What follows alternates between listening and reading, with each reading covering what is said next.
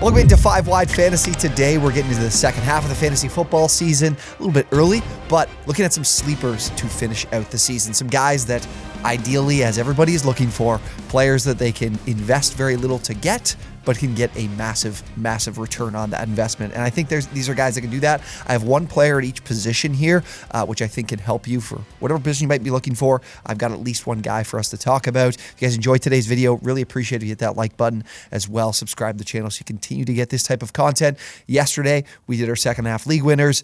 And of course, I came to the realization shortly after that Christian Watson was injured on the final drive.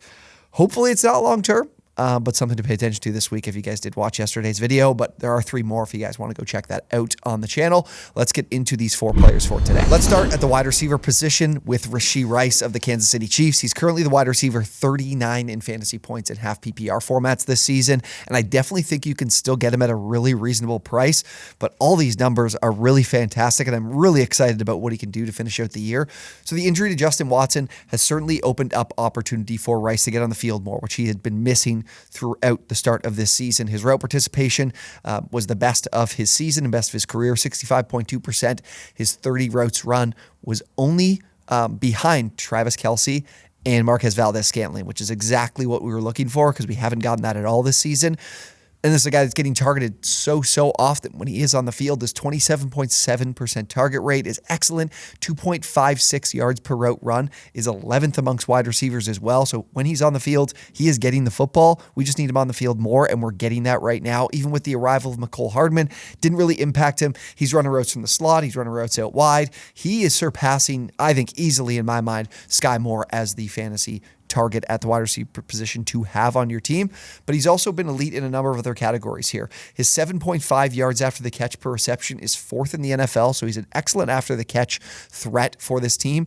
He's also what I think proves his value to this team in this offense is the fact that he's second in red zone targets. He has 8 on the season. Kelce has 9. And those 8 red zone targets, despite the fact he's not getting on the field enough, is actually 12th overall in the NFL across all positions. So that's excellent. Second in end zone targets on the team as well. He has 3 end zone targets to Kelce's 5. That's pretty solid too. So this guy's making plays after the catch. When he's getting on the field, he's getting targeted, and he's being given some of these super valuable targets for fantasy and for this team.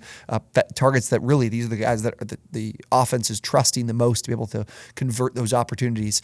And what I like is the rest of the Chiefs' schedule is also really solid. So they have just one matchup against top 10 fantasy defenses to wide receivers for the rest of the season, just one game. So that's great. The matchups are pretty solid. And for the Chiefs, I mean, they can move the ball offensively against basically everybody.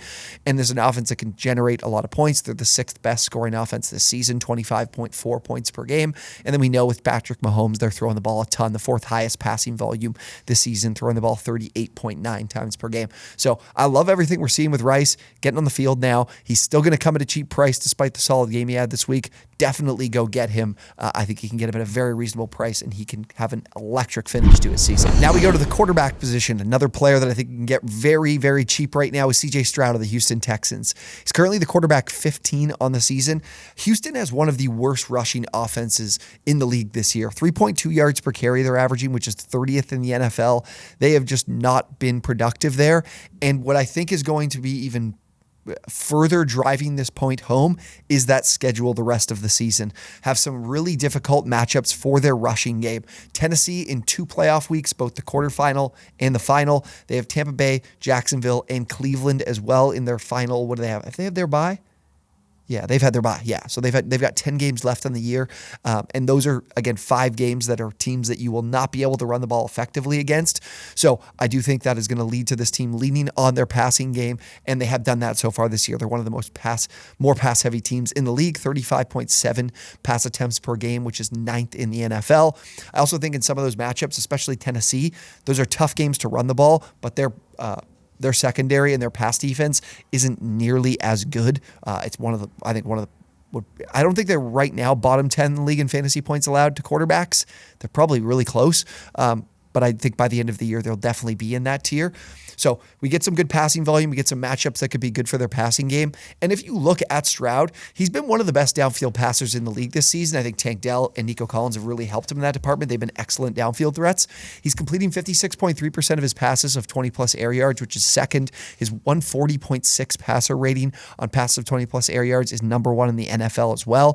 7.8 yards per attempt, which is fourth, and his passing yards per game this year, 276.7. So high enough volume here of passes. He's producing a good amount of passing yards, 9 touchdowns to just 1 interception. Get that completion percentage up, and we're talking about a player that is going to definitely be fantasy relevant rest of year, and a really cheap option at the quarterback spot that could potentially even be on your wire that could end up being one of the better fantasy assets at the quarterback position as we close out the season. So definitely like Stroud as a great flyer at the QB spot. Next, we move to the tight end position with Dalton Kincaid of the Buffalo Bills. He's currently the tight end 20 on the season, and we had some big news coming out of Buffalo just yesterday with Dawson Knox having wrist surgery. He's going to be missing an extended period of time, which is obviously super beneficial for Kincaid. We don't know how long he's going to be out, so I'm not sure if this is going to just be a couple of weeks, more than that, the majority of the season. Whatever it might be, it's a great opportunity for Kincaid to entrench himself as the number one tight end in this offense. He's been splitting a lot of time with Knox in terms of their routes run and their share of this offense. But for Kincaid, when Knox hasn't been on the field, he actually has a 21% target share, which is excellent when you look at the tight end landscape this season. That will definitely be enough to produce and be a week-to-week starter. What I like here is with Kincaid, with Knox being out, you're also going to see the routes run increase for Kincaid. He's running 27 routes per game right now. I would expect to see that in the mid-30s. I wouldn't expect to see him coming off the field too much more than a guy like Gabe Davis or Stephon Diggs is at this point. And Knox as well was seeing the vast majority of red zone and ed zone targets. The Kincaid had just 4 red zone targets to Knox's 8. So if he's going to, I would expect him to get those opportunities from Knox and get even more on top of what he's already receiving. And then I think we're also going to see a lot more 11 personnel from the Bills. So we're not going to see another tight end in this offense for as long as Knox is out, taking away those routes from Kincaid. And this is also an opportunity that he kind of took advantage of this past week. He led the team in targets and receptions. For the Bills, Kincaid did with 8 targets and 8 receptions, 75 yards or so in that game. So proving that with Knox out, he can definitely produce and be a viable option for you rest of the season. And the rookie is super, super talented. So I could definitely see this guy going from sleeper to potential league winner as we close out the year. Finally, our running back, probably for a lot of you like me, are desperate to hear who that running back is going to be. It could really help your team. I think it's Tajay Spears. He's the running back 40 right now in half PPR format. So definitely not enough to be a viable fantasy starter. But let me get into some of these numbers and then why I think you could see his role increase even further as we close out the season. He's been one of the most efficient backs in the league. 5.5 yards per carry is 7th at the position. His 19.4% broken tackle rate is 16th at the position. He's 4th in yards after contact per attempt and 12th lowest in stuff rate. So he's staying out of the chains, staying out of the line of scrimmage, generating some explosive plays, and also being able to break tackles and create yards after contact. So very, very solid across the board. And obviously he's doing this with Derrick Henry being the main option and the focal point of this offense, especially in the running game. So he's not getting nearly enough opportunities right now to be playable, but 7.7 touches per game. So definitely not quite there, but he does have the edge over Henry in the receiving game. He's running more routes. He's getting the receiving opportunities, which is definitely beneficial for him, especially if you're in full PPR leagues.